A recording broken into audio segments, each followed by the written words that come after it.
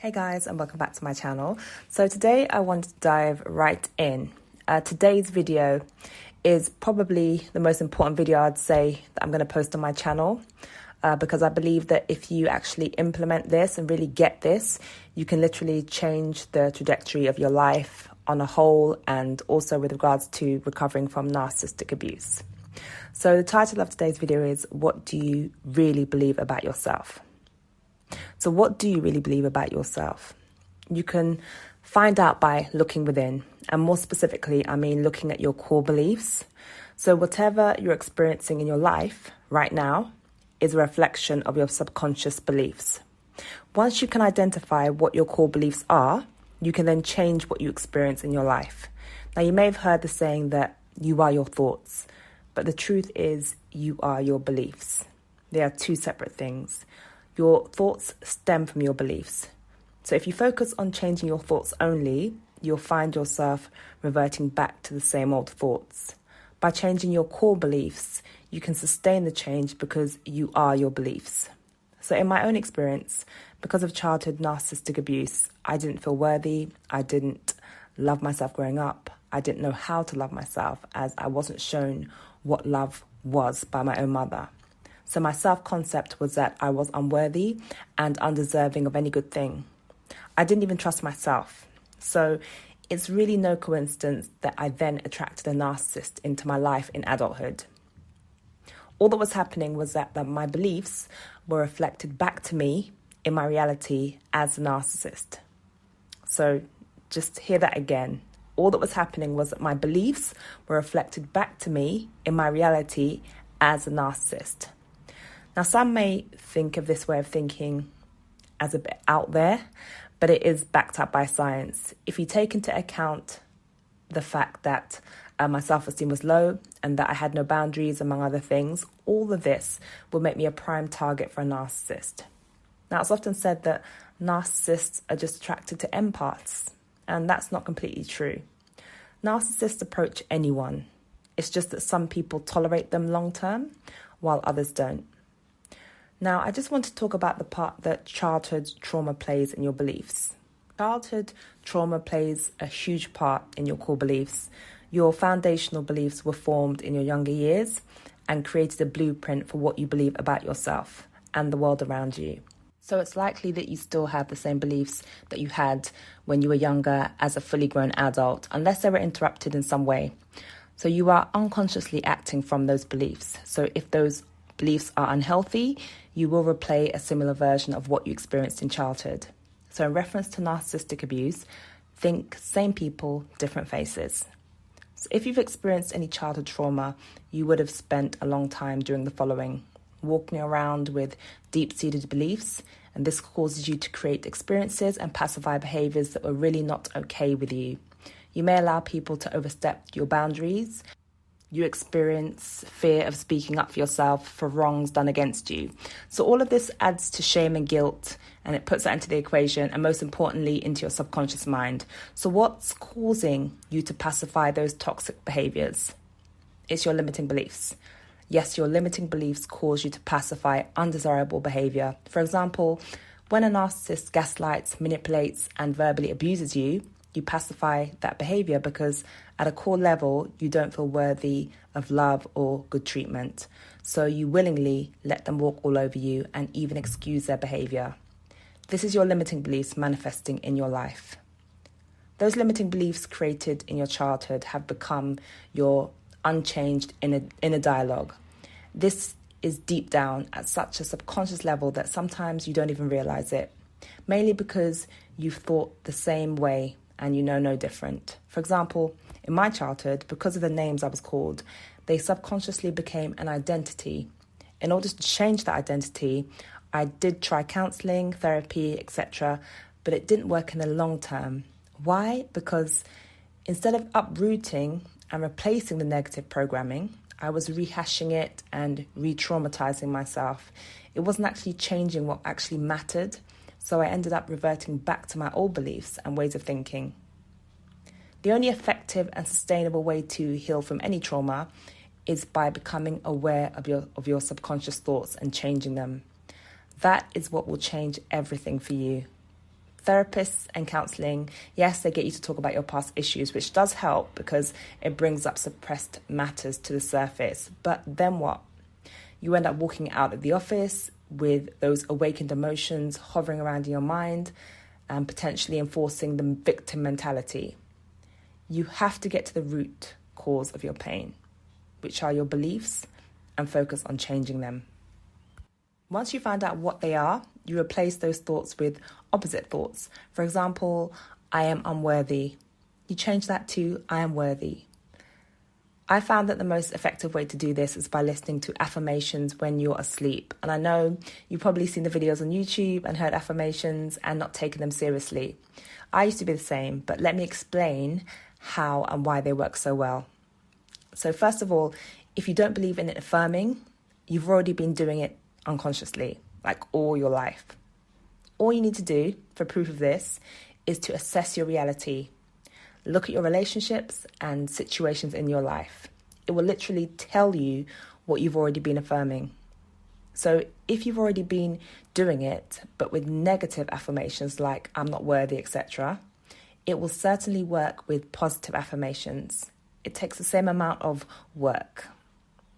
So when you affirm the opposite of your old subconscious thoughts, you are literally putting in a new program and purging yourself of the old one. And the reason I suggest doing so while sleeping is because that's a time where your subconscious mind is fully open and accepting what's being put into it with no resistance. It's really useful to watch a video by a doctor called Dr. Bruce Lipton, that's Lipton, and he explains very thoroughly but quickly how the subconscious mind works, how it's programmed, and how that relates to your life.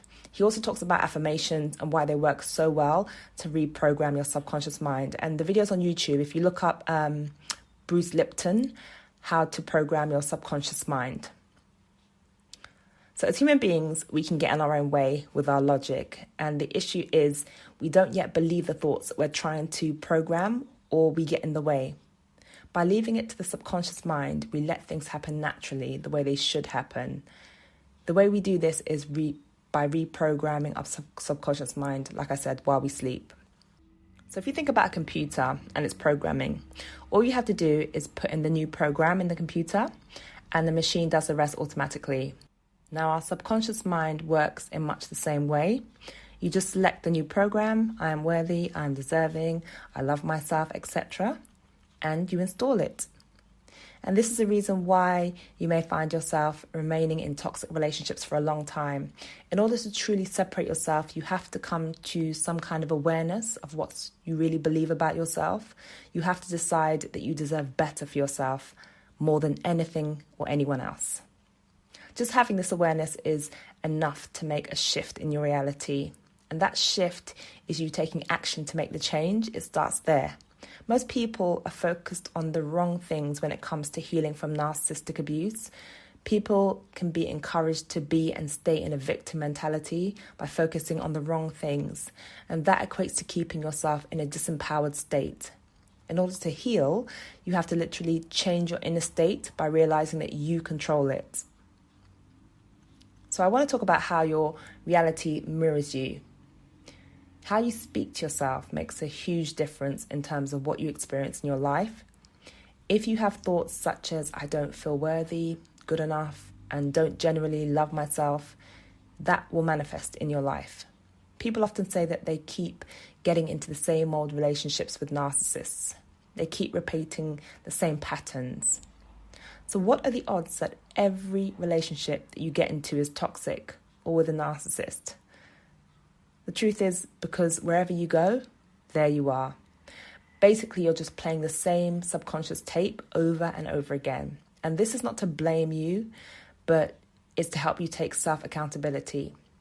When it comes to recovery from narcissistic abuse, people are often afraid to tell survivors the truth for fear of victim blaming or being too harsh. Now, I personally would want the truth, no matter how much it hurts. If that's what will get me out of the vicious cycle, then I'm all for it. So you are creating these experiences with your limiting beliefs on an unconscious level. If you keep having relationships with narcissists, it's because that's the reality you're choosing through your beliefs. You have the ability to choose or unchoose negative circumstances through what you believe. When you become the change, your reality will change because it's a reflection of you. Now, a perfect visual example of this is in the film The Matrix. In the scene, Neo, he tries to bend the spoon. Now, if he thought that there was a spoon to bend, he couldn't bend it. It's only when he realizes that he is the spoon, i.e. he changes, it bends. If you want to watch that, it's on YouTube. I think the video is called There Is No Spoon, The Matrix. When you put focus on changing something outside of yourself, i.e. the narcissist, it won't change. Only when you become the change, you'll see the results because your reality is reflecting you. Now, I want to ask you, do you still believe in love? If you're not able to feel love or believe in it anymore, it's because there are limiting beliefs that exist in you. Beliefs that you're not worthy of love, you don't deserve love, or you don't know what love is. Once you accept those beliefs, you will exhibit the behaviors and see it reflected back to you and other people. The narcissist is void of love. They don't have it. They don't know what it is or what it feels like to be expressed. So they can't give it to someone else. They're also showing you what your beliefs of love are in relation to yourself. So when I started looking at things from this perspective, I looked back and saw how that abusive situation actually taught me so much about myself to the point that I had no option but to change. When you change your self-concept, you'll start experiencing the feeling of love, being deserving, feeling secure, as well as the perception and thoughts that reflect those beliefs. I also have to add that when a narcissist shows up in your life, it's due to the unhealed trauma and limiting beliefs they also have within themselves. So you manifested, or some people say attract, each other. Ever wonder why narcissists find their match in people who are codependent or unhealed from past traumas?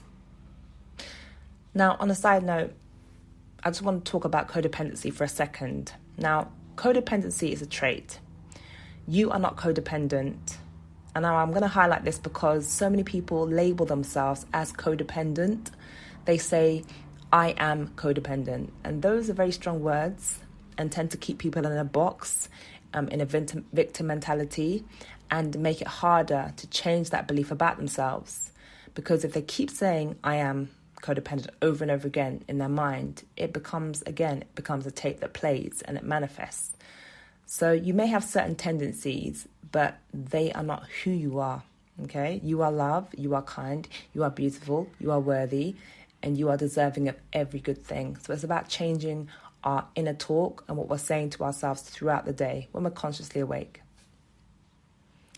So let's talk about changing your thoughts. Firstly, I want to remind you to be gentle with yourself through this process. At the unconscious level, there are limiting beliefs that are causing you to believe you deserve that toxic treatment. We draw out of people what we're feeling. So during this process, you might feel overwhelmed, upset, and even cry. Just let it flow. Those are suppressed emotions and beliefs purging. It's part of the process, so please take it easy on yourself, and if you feel the need to stop at any time, do so. And I'd also advise the help and support of a therapist or a coach if you have one. If you don't, you can always contact me. Now, a great question I would ask myself was, if I was showing up in the relationship this way, so feeling unworthy, undeserving, low self-esteem, what types of beliefs would I have in my self-concept? In other words, what do you really believe about yourself? It's a deep question, but when you can honestly answer it, you'll have just breakthrough moments of awareness. Having this awareness also helps you to see why the narcissist shows up the way they do, and that stops you taking their behavior personally. So I just want to go through some thoughts, underlying beliefs, and new beliefs with you, okay? And this can help you identify what your core beliefs might be. So this isn't definitive, it's just a guide. You can write down your own thoughts and look into what the beliefs behind those are as well for yourself. So I'm going to start with the first thought. I don't deserve to be loved or with them. The underlying belief is I am unworthy. The new belief is I am worthy of every good thing. So the next one is the thought, I'm powerless to change my life. The underlying belief is, I'm powerless and don't believe in myself. The new belief is, I am empowered and I believe in myself. The next one, thought, it's all my fault. Underlying belief, I'm guilty and shameful. New belief, I'm healed and whole. Next thought, I don't know what to believe anymore. Underlying belief, I don't trust myself. New belief, I trust myself. Next thought, I'm not enough by myself. Underlying belief, I'm not enough. New belief, I am enough because I exist. Next thought, they're going to leave me. Underlying belief, I'm not secure and people I love always leave me. New belief, I'm safe and secure. Now, I have some guided journal printables in my Etsy shop. You can just look up My Invisible Story on Etsy. And I've got some printables called the Challenging Unhelpful Thoughts Printables, among others. And that's particularly useful for assessing what your core beliefs are and really just bringing them up and out. It really helps to write things down so you can see them visually. Once you identify your beliefs, reprogram them, you'll feel the love internally and you'll see a shift. Just don't ignore your reality. Use it to find the clues to what you really believe. Ask yourself, what's causing this in my belief system and reality? Because if you work on the belief, you shift the reality. You can also ask yourself, what foundational beliefs am I having that are creating these thoughts? The moment you work on the beliefs, such as affirming, you'll start shifting those thoughts and they'll eventually go away. It's easy to fall into a disempowered state because you can allow the narcissist to project their own limiting beliefs, stories, and perceptions onto you. This causes you to make yourself small and lack confidence, but it doesn't have to be that way. Shift your focus onto yourself and facing your own limiting beliefs, and that's how you'll dissolve the narcissist's hold and limiting beliefs on you. Remember, it's not about them, it's about you. Now, I had a conversation with someone whereby they were still craving the narcissist after they'd been discarded. They found themselves ruminating about the good times. Despite the bad treatment, they still wanted the narcissist's attention. They were hoping for some sign that they were still thinking about them or whether they'd moved on to someone better. I expand on that in the article and also the video.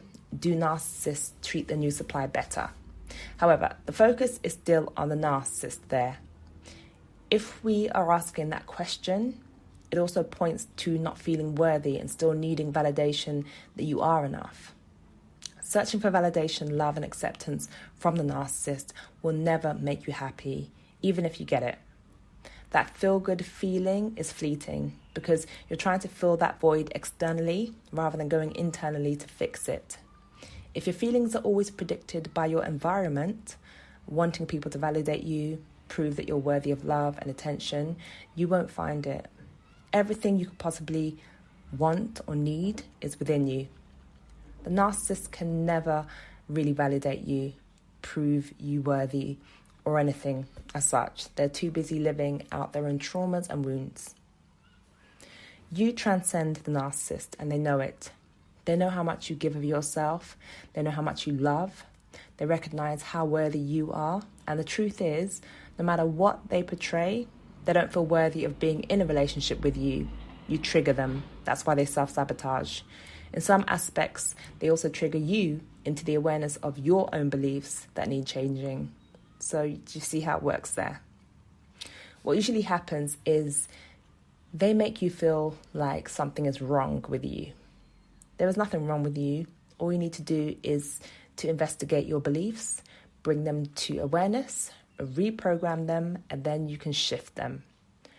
I know I've made it sound so much simpler than it is, but in the same way the toxic relationship is a reflection of your inner beliefs, imagine if you consciously change those beliefs, what your reality would be like. If it can happen one way without effort, it can happen the other. The proof is right in front of you. So work on reinforcing your beliefs and self-certainty. In every moment, you are showing the world how to treat you based on what and how you feel and what you believe about yourself. If you assume that you are powerless, then that's what the narcissist and other people will show you. If you present a victim mentality, you'll be treated as such. So I quickly want to go over changing what you believe about yourself. Your beliefs are your comfort zone, and in order to progress, you need to get out of your comfort zone. Just to be aware, when you try to get out of your comfort zone, your body might go into a fight or flight response. Now, changing your beliefs is really going out of your comfort zone because you're changing from your old set of beliefs to a completely new set and a new perception of reality.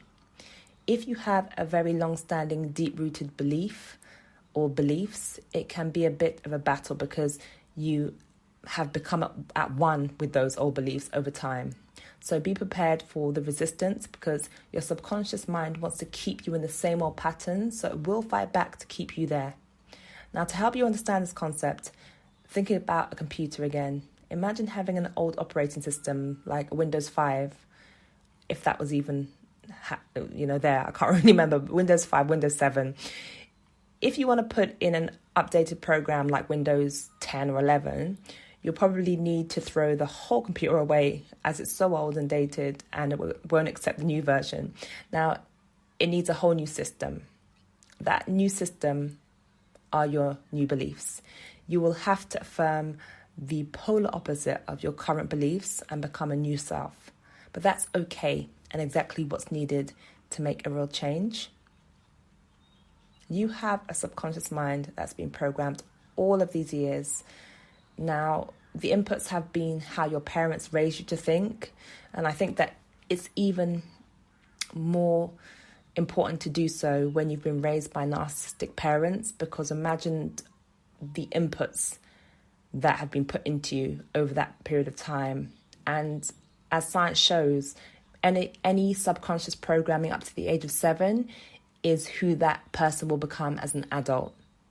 So think about that as well, and think about how society programmed you. All of this shapes your thoughts and beliefs about yourself and the world around you. As you grow up, you unconsciously live out those patterns. So just remember, your subconscious mind is on autopilot, giving you experiences based on what you really believe about yourself. So if you believe that you're unworthy, life will mirror that back to you through people and experiences. Again, it's like a self-fulfilling prophecy. To have this awareness is extremely powerful because you'll realize that if you've been creating your life unconsciously all of this time, imagine what you can achieve and experience if you are conscious of your belief system and you choose to actually change it, and you actually do change it. There's definitely a purging of negative subconscious beliefs that needs to happen, like trauma inherited from family. For some like me, those were forced onto us from a very young age, so I know how hard it can be to lean into these new beliefs about trusting and loving yourself. You can do it though. If I can do it, if clients can do it, if other people can do it, you can. And if you wanted to read about my story, it's on my blog. It's called A Mother's Love and a Bucket of Bleach. Now, sometimes you can dwell too much on what happened. Rehashing moments, and that can be re-traumatizing for you. Yes, it's vital to acknowledge what happened. You just need to put your focus on the actual beliefs rather than what caused them. I know, like in therapy, a lot of people come to me and they say they have to talk a lot and re-traumatize themselves by bringing up old experiences, things that happened to them. Well, in my mind and from what I've seen with people and working with people, rehashing the actual experiences doesn't actually need to happen. What needs to happen is you need to get to the root of what the beliefs were in those experiences and what beliefs came of those experiences, and focus on those solely, and then you work on changing them. Doesn't work in your favor to dwell on the circumstances. The more you do so, the more it creates your reality and drops you into that state of fear and disbelief that you can overcome those negative beliefs or experiences. So what do you believe about yourself right now? Now, the best route to healing is to work on your subconscious mind and beliefs, as I've repeatedly said. You can come into the awareness of them yourself, but often it's hard for us to link the emotion with the underlying belief. That's where a professional like a therapist, counselor, or coach or practitioner can help, although it's possible to do some of this yourself by looking at your current life situations to identify the root belief. So let's take an example. If you're feeling needy and wanting validation from the narcissist, the core belief is usually, I'm not worthy, I don't love myself, I'm not safe or secure. And these are examples of what the core beliefs could be. There could be some other things, but usually those are the main ones. And once we have understood where they came from, we don't need to dwell on that too much. We come into the awareness of those beliefs and then begin changing the subconscious program by affirming differently. Now, as I mentioned earlier, what you're experiencing is a manifestation of your core beliefs. When people ask me why they keep ending up in one narcissistic abusive relationship after another, I explain that it's all about their beliefs. In order for that to happen, there must be a deep-rooted core belief that says, I'm not worthy, or I deserve toxic relationships, or I'm not secure. You want your core beliefs to be along the lines of, I am worthy, I am loved, I'm secure, I trust myself, I believe in myself. Having these consistent beliefs will eventually shift the old beliefs out of your subconscious mind, and these will be your new state. This does take consistency and discipline, but our minds are very, very clever things, and it will adapt eventually. Think about it. You've been programmed already, hence why you experience being and staying in a toxic relationship. Now you can turn that around and get exactly the opposite. You do have the power to do that. Once you change the core beliefs, you'll see that you'll no longer succumb to toxic relationships because you won't tolerate them. Your beliefs will say you deserve so much more. In fact, you won't even entertain it. I know what I've discussed here flies in the face of the usual articles or videos that you may have seen on narcissistic abuse recovery, but I'm telling you that this is the absolute key to your healing and recovery. If you work on anything else but this and leave this out, your focus is in the wrong place and you will draw out the healing process for longer than necessary. I feel a lot of the advice and counselling we see online and what people who've been in therapy have shared with me, I believe that it puts survivors in a disempowered state by focusing on the things and experiences that were out of their control. Okay, it's not our place to shape or change another person. Even breaking down why a narcissist did A, B, or C can hinder your healing further. Talking too much about the circumstances can be ineffective in moving forwards. You can feel empowered right now by recognizing that you can control how you navigate this life by focusing on changing your subconscious beliefs. Work on your beliefs more than everything else. It will help you to heal as well as automatically change all the other areas of your life. If you have beliefs of I'm worthy, I believe in myself, I trust myself, I'm safe, I'm secure, that's what you will experience in life. A lot of narcissistic abuse recovery information out there is directly or indirectly focused on the narcissist, what they did, how it affected you, how to get at them, research, etc., etc. Now, this is the wrong way to go. You have to stop giving energy to the reality in front of you and focus on changing your beliefs and feeling good inside of yourself. You have to become the change you want to see internally before you can see it manifest externally. Make your healing journey solely about yourself. It's never been about the narcissist. They are just mirroring back to you what you believe about yourself, in all honesty. You haven't consciously been trying to manifest undesirable behaviors or narcissists. In the same way that once you change your self-concept, you won't have to try to experience pleasant experiences in relationships. It will just be effortless. You will get to a place where the past and circumstances won't really matter to you anymore. Yes, you will remember, but you won't be triggered or bothered. You will be indifferent. Now, I call this grey rock on steroids. People talk about going grey rock with the narcissist and becoming completely indifferent. Now, that's easier said than done when your core beliefs are negative. However, when you get yourself in alignment with positive, healthy beliefs, you will automatically go grey rock and beyond. They and what they did just won't matter anymore. You won't give a damn because you're too focused on yourself and your own well-being. You won't care either way about the past, the narcissist, etc. They were a manifestation of the beliefs that you used to have. And because you no longer have those beliefs, they and other people will have to just adapt or adjust to your new self-concept. You will no longer entertain old realities. Everyone will adjust to meet you where you are. You won't endure abusive relationships and environments anymore because it's not who you are anymore. So this is all genuinely about recognizing your worth. You are showing the world how to treat you based on what you believe about yourself at a core level. And that, my friend, is a powerful piece of knowledge right there. So step into loving and believing in yourself today. Consider what you've heard today as a reminder to yourself about who you are and the power you hold.